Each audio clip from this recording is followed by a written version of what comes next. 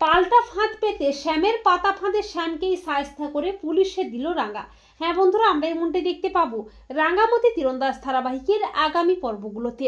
শ্যাম তার প্ল্যান মতো pro archery লিগের নিলামে রাঙ্গাকে কেনার জন্য ৮০ লক্ষ টাকার অফার দেয়।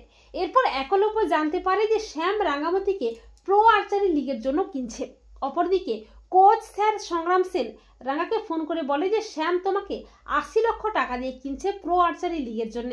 আর ঠিক তখনই একলব্য ছুটে আসে সংগ্রাম সেনের কাছে। একলব্য রাঙ্গাকে সাবধান করে যে রাঙ্গা যাতে শ্যামের পাতা ফাঁদে পা না দেয়।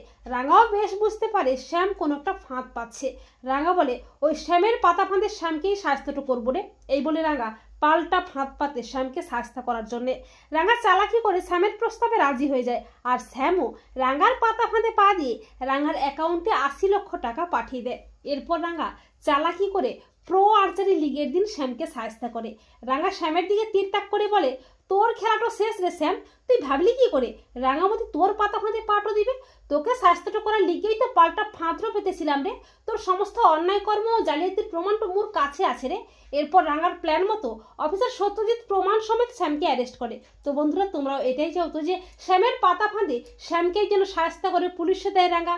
কমেন্ট করে এক্ষুনি জানিয়ে দাও তোমাদের মতামতটি।